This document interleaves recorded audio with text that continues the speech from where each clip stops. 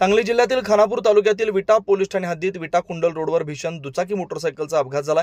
या अपघातात विटा शहरातील नेवरी रोड छत्रपती शिवाजी महाराज नगर येथील तरुण जागीच ठार झाला। सविस्तर घटनास्थळी नागरिकातून मिळालेली माहिती अशी की विटा शहरातील छत्रपती शिवाजीनगर येथील तरुण महेंद्र पांडुरंग शितोळे वय वर्ष 35 राहणार छत्रपती शिवाजीनगर नेवरी रोड हा तरुण पलूस तालुक्यातील आंधळी इथं आपल्या सासरवाडीला गेला होता।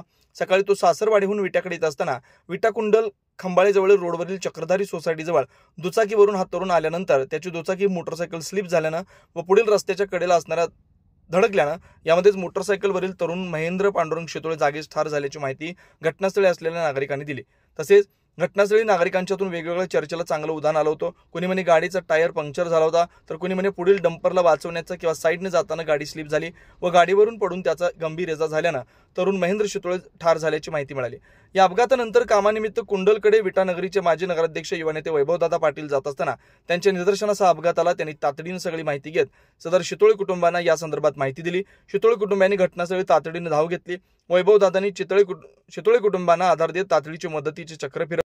या अपघाताची माहिती विटा पोलिसांना मिळाल्यानंतर धाव घेतली। त्यानंतर रुग्णवाहिकेला पाचारण करून महेंद्र शितोळे यांचा मृतदेह विट्यातील शासकीय रुग्णालयात पीएम साठी हलवण्यात आला। घटनास्थळी विटा पोलीस सकाळी उशिरा पंचनामा करत होते। हा अपघात कसा झाला या संदर्भात जरी माहिती मिळू शकली नाही, मात्र वेगवेगळ्या चर्चेला नागरिकांच्यातून मात्र उधाण आलं होतं।